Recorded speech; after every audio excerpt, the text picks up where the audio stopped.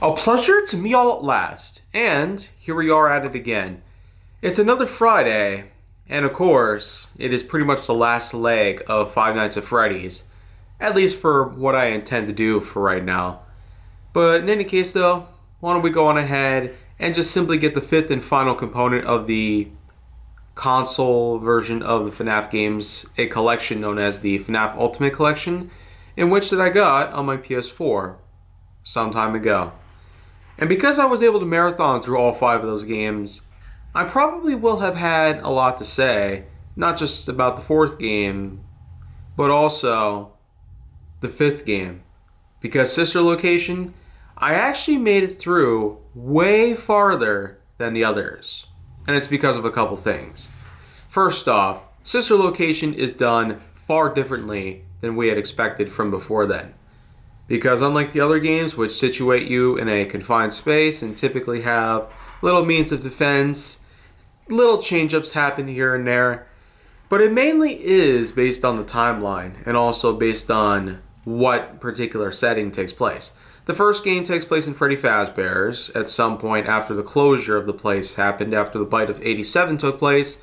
The second game presumably took place possibly before or even after that point where it happened, where they tried to recuperate from that horrible incident. And the third game took place at some point in 2023, which is more of the best guess as people put together, since 93 is presumed to be the time in which that the first game takes place. And then of course there's the fourth game, which supposedly has a bit of connectivity with that of the first game, but it just happens to be more about the young boy known as Evan Afton, whom, as we know, was one of a few children of William Afton himself, whom had later evolved to become Springtrap. But how exactly does Sister Location hold up? Well, timeline-wise, it's a bit unclear exactly when and where it's supposed to take place. Although most would think that alongside the second game, Sister Location supposedly gives us the more in-depth perspective as to how much more broader the world of FNAF was like, and more importantly, Fazbear Entertainment was. Because, let's face it, by the time the infamous bite of 87 took place, it was practically like the nail in the coffin for Fazbear Entertainment. And that's part of the reason why the bite of 87 is just so well discussed over the years. With disgust in mind. Yeah. Quite a segue, wouldn't you think? Anyways, though, Sister Location is a bit different here. Instead of playing as a security guard or even as a young boy in a nightmare, we have ourselves a technician known by the name of Mike. It's possible that Mike could have correlated to the Mike character from the movie played by Josh Hutcherson, but it's more or less probably like an Easter egg. The name Mike just happened to be that of the technician in Sister Location. And maybe that's what led to the name Mike being brought into the film from 2023. Either way you look at it though, the Mike character in this instance does happen to have quite the job. In contrast to what goes on with the security details that go on in the other games, Sister Location opts for a supposed faculty that is different. Circus Baby Entertainment and Rental, which is supposedly the name that is given to the particular location, and of course the company responsible for hiring Mike in the first place. They needed his special skill sets in order for him to understand and work with the many animatronic characters. Much like the other games, a lot of things are set in stone. First off, the first night comes around, Mike is greeted by an AI system known as Hand Unit. And well, as you probably know by now, Hand Unit is essentially the voice that we hear in the background. This same voice would actually carry on over to Security Breach, where we hear it in the background on the PA systems. And of course, it practically acts sort of like a guide to us. I guess you could say that this sort of Hand Unit AI has become pretty frequent by this point. And who knows, with the upcoming Secret of the Mimic, we might hear him again. Either way you look at it though, We're first brought on to spell out a name for ourselves, but unfortunately, funnily enough, it ends up picking one out for us, and a pretty weird one, so to speak. It's as if, why would you even give us the idea of putting in our own name to save our own progress on this? I don't know, I guess they were just trying to be funny with it. Then, of course, Hand Unit eventually guides us down the elevator, where we then enter the underground facility, which is known as Circus Baby's Pizza World. Circus Baby's Pizza World, of course, is always going to be under a lot of stress. Like many other companies, they need special care and attention and maintenance, which is why Mike was brought around to do just that, to help fix up and prevent any problems from ensuing.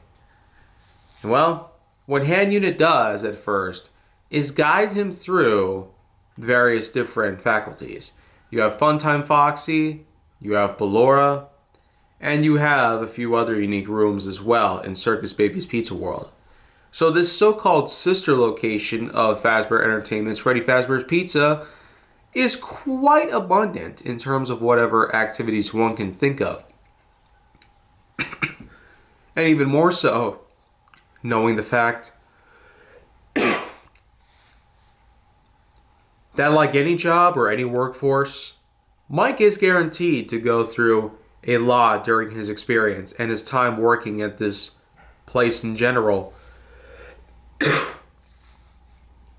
For the first night, what he's expected to do is to go through some basic training as well as some basic know-hows into how everything works. But basically all that happens on the first night at this sister location is that Mike is able to check on the animatronics by illuminating the rooms and also administering shock therapy. Yeah. They're like rabid animals in cages. The animatronic characters need to be shocked to maintain full control of them? I mean, think about it. This is just a really crazy idea here at this point, but if shock therapy really is supposed to be the way to attempt to keep these characters under control, then think back to when the other games were around.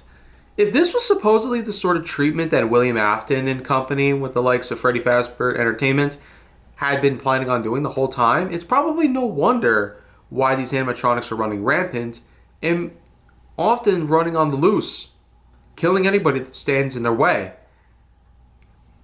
Like, is this really what they intend to do here?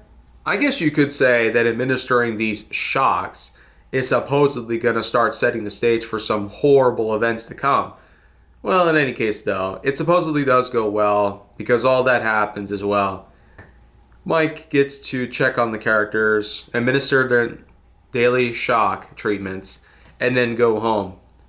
In between each night, there is a pretty unique scene that takes place in which that he's watching cartoons on TV and a bowl of popcorn is in his hands. And by pressing the buttons, you can actually eat the popcorn in the bowl. And I will say, it's a unique segue that does happen between each night. Basically going to show that with the horrifying, potentially lethal stuff that happens in this place, he at least has a good time for himself between each night. But in any case, though, when the second night begins, the same sort of thing happens. Hand Unit greets him, allows him to walk into the elevator, brings him down to the level in which that Circus Baby's Pizza World is brought up, and finally, the second night ensues. Unfortunately, even though the same sort of process that we did with the first night takes place, the power ends up going out. However, a voice comes out, and it turns out to be one of the characters inside, Circus Baby. Yeah, Circus Baby herself, the character whom is practically the head of this entire sister location entirely, guides Mike into finding a hiding spot and instructs him to only come out when the power is fully restored. And I will say that while that happens, there unfortunately are some little guys running around. And this is probably one of the only times in which that you could probably get jump scared. And so, what I will say is that we at least do have something to work with here. And well, unfortunately what happens is that even after the power is fully restored and Mike makes his way back to the main room, Hand Unit then decides to send him through the likes of Ballora Gallery. Yeah, the ballerina character Ballora, the animatronic in the room to the left. This is basically the spot in which that circus baby allows for Mike to roam through in total darkness and with basically little lighting to guide him through. But there are points in which that you'll get to hear the ballerina music come around and she'll be right there in front of you, slowly moving by you. You gotta watch yourself though, because I've had a couple different times where I slipped up. And as such, it's the same old stuff. You screw up in it at least once, and there's a surefire guarantee that you probably won't make it through this night. Thankfully though, despite these nights being a lot longer and somewhat more complex in comparison to the rest of the games, Circus, Baby, and Sister Location are able to save your progress in certain points within the story that unfolds. And I will say that when you get to the main room after the power is restored, that's pretty much the last checkpoint we have. And you can simply make your way over to the Circuit Breaker room, and the Circuit Breaker room itself is something that you also have to be wary of because, well, the circuit breakers inside the room are unfortunately a bit complex, and they will take some time to complete. But be warned though, animatronics are around in this room just as well. They'll catch you just like Ballora and even the others will have. There's certainly no shortage of opportunities for the animatronics to come after you for certain reasons, but it's mostly for the fact that, well, Mike is technically seen as unwelcome by any and all means.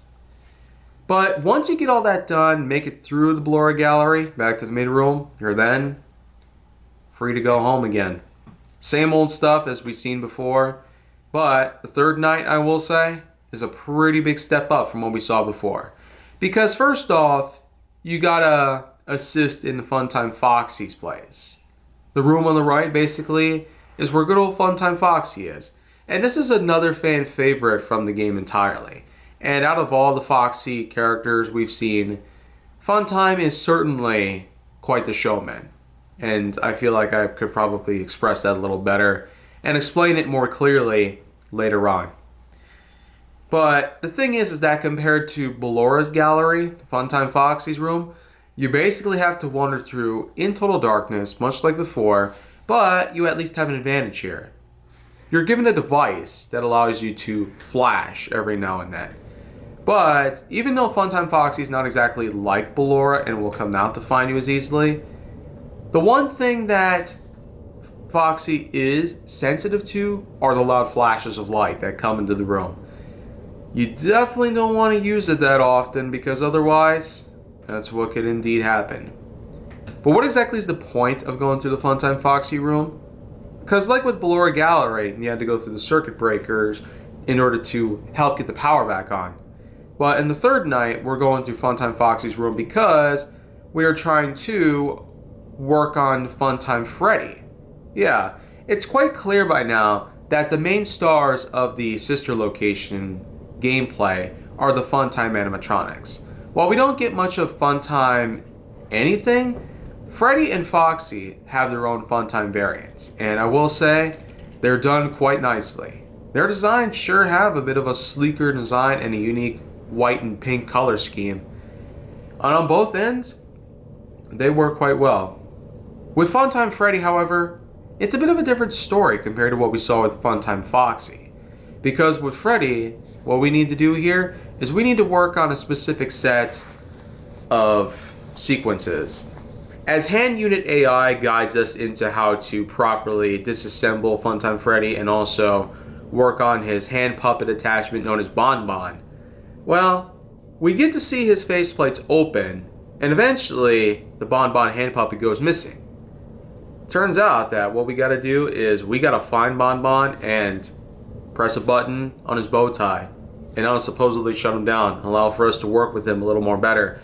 But like I said, things would probably get more difficult from here on out. And let's just say that I've spent a lot of time trying to get Bon Bon to cooperate. What you gotta do here is you gotta avoid shining the light in his direction, because otherwise he's gonna move away from you. And the cursor that you're working with, unfortunately, does move kind of slow. And I'm sure that even on the PC version of Sister Location, it probably wouldn't have fared that much better. What you gotta do is you gotta wait for him to pop up in a specific spot, memorize his pattern, and then quickly move over to him and click on the bow tie.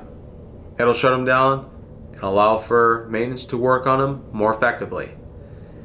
That's basically the point in which that we get to head on back again. With nights 4 and 5 though, things unfortunately do take a turn for pretty much the craziest possibilities one can imagine. At first it would seem like we do have ourselves an ordeal here to work with. Well, what happens is that Funtime Foxy attacks Mike. Somehow, some way. Especially after the work that we did with Funtime Freddy, Funtime Foxy has to come out of nowhere and force Mike into a spring lock suit. But it's mostly for Circus Baby in order to allow Mike to at least be safe and prevent his body from getting mangled up by Funtime Foxy. Either way you look at it though, for what happens is that, well, after all that stuff has gone on though, well, the fourth night eventually does ensue. It starts you off inside the same old spring lock suit. Yeah. Just think. You didn't really get to go home. At least you tried to after with the Funtime Freddy and all that. But after the attack by Funtime Foxy, it seemed like that would never happen. Thankfully though, with the spring lock suit, and eventually some TLC, you're able to free yourself from that spring lock suit. And essentially, there are little animatronics after you. Mini Renas, basically. I guess you could say they're like Ballora's offspring or whatnot, but I don't know if I should be pushing it. But in any case though, with the fourth night coming on, it's a bit of a quick run. Getting trapped in the spring lock suit for most of the time and then escaping from it. That's all they could do for the fourth night. Something a little more elaborate probably would have been more believable. All it's just doing is it's allowing for us to breeze through all 5 nights with little worry. Oh, but the 5th night I'd say is the craziest one of all. Because what happens is that, well, animatronics, as we know, are meant to be kept in specific locations. As we've seen before, there are specific locales within Circus Baby's Pizza World for the likes of Funtime Freddy, Funtime Foxy, Circus Baby herself, Ballora, and some of the others here and there. But with the 5th night, we have some things going on here and there. Unfortunately, some of the animatronics in their specific locations do go missing, and while they should be there, unfortunately, even Hand Unit cannot figure out what's going on. And well, what Mike is instructed to do then from Circus Baby is, after all the trouble he went through with her in the previous 4 nights, in the 5th night now, he is told to go to the Scooper Room. Yeah, the Scooper Room. A place for ice cream in a way. And well, there's basically endoskeletons by the animatronics. And the Scooper machine is supposedly responsible for collecting these endoskeletons. And quothetically speaking, Circus Baby does yell out to Mike to save what is good so the rest can be destroyed. And well, what exactly is good in this instance? Well, first off, Ballora goes after Mike, trying to kill him. And well, what happens is that with all the instructions that Circus Baby relays to us, or if anything else can go on, what happens is that, well, there's actually multiple endings to this game. Yeah, unlike what we saw before, in which that most of the games were linear-based, storyline-driven, and had mostly singular endings taking place, this game allows for 2 different endings to ensue. One is, of course, successfully following all of Circus Baby's instructions. In doing so, there's a specific animatronic. An animatronic that is seen as potentially the main antagonist in this title. But what happens is that, well, an animatronic is known as Ennard. And Ennard, as we know, is what you might call the precursor to the Mimic. Basically, he is able to successfully copy voice profiles taken from other animatronic characters, and in doing so, can potentially wreak havoc by successfully manipulating others into doing his own bidding. That one ending in which that Circus Baby's instructions were relayed to Mike were all supposedly so that the plans made by good old Ennard could be made. And it ends with Mike himself getting disemboweled by Ender himself. And Ennard is sure to be quite the bad guy here. But while that might seem like a bad ending, some might think of it as a true ending because, well, that's after all what happens. Circus Baby's instructions were relayed to him all this time, even though it was really Ennard who did it. However, there is another ending that takes place. A certain minigame that happens. Well, a minigame that happens upon post-death. I might as well go ahead and mention that in some of the games we have seen post-death minigames happen. And sometimes minigames that take place between nights in each of the games. Part 3 and 4 had some of their own, and even some of the older ones had the same sort of thing as well. With Sister Location, it's no exception. There's a good amount of inventory they put together, and some good variety, including Circus Baby themed side-scroller and platformers, and some other things here and there. And many of these are known to take place whether it's after death or in between nights. Similarly, when we have ourselves the scene where Mike is in front of the TV watching cartoons with popcorn in hands. But with the second ending, this is mostly of Circus Baby and the Scooper going out. And what happens is that, well, Ennard can actually be defeated. And well, in 6 a.m., Mike does decide to make his way home after all that's said and done. Ennard, however, follows him. And it is quite an ending. It's almost like either way you look at it, Mike is going to end up dead in the hands of Ennard. And it really is the perpetuality that's just circling around in my mind. Is Mike really the Mike in the movie? Or is it mostly just the name that happens to carry over? I almost wonder how exactly that whole thing worked. But, anyways though, this is pretty much all I'd have to talk about regarding Sister Location. And might I say, we've definitely hit the highest of the pay dirt around here. This was a lot different in comparison to what we saw before. But whether or not Sister Location was meant to be a bigger, better, and a more different game in comparison to the point-and-click sort of narrative that the other games followed, Sister Location still did an outstanding job. They introduced us to a new line of characters, a new location to work with, some new things to do, and overall, with the hand unit AI voice that we got to hear in this game, it's no wonder that we got ourselves hand unit AI carrying over to the rest of the franchise. Most prominently, though, in recent history, Security Breach managed to have hand unit AI as a big part of the game's overall plot. Alongside the characters Gregory and the Glamrock animatronics, well, there's plenty of other elements that we could see in Security Breach that have been carried over from Sister Location. Some artifacts are on display from said location, and there's even some Easter eggs here and there.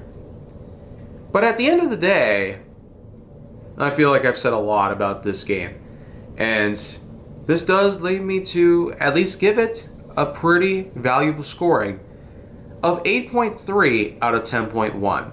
Probably not at the top of the list compared to the others so far, but it still does chalk up to its own magnitude in regards to its overall gameplay and the storyline that unfolds. From start to finish, it certainly is a different feel compared to the others. But it still has a lot to offer, and more so, a lot to work with, so that you could probably never get bored. But I would get the feeling that perhaps, like Security Breach allowed for us to have a more free roam sort of experience, maybe Sister Location could have tried a similar thing. After all, we get to move more freely, unlike with all the other games, in which that we're mostly stuck in one place or only moving along a pattern or something like that, you know? Pretty much like the other 4 games, Sister Location thankfully does things differently. So that way, us gamers don't feel like we're cramped in a certain spot. And, with all that in mind, this is it. Maybe I'll talk about other FNAF related stuff later on, but until that happens, make sure to like, subscribe, comment, follow me wherever you can find me, and stay on the Hollywood side.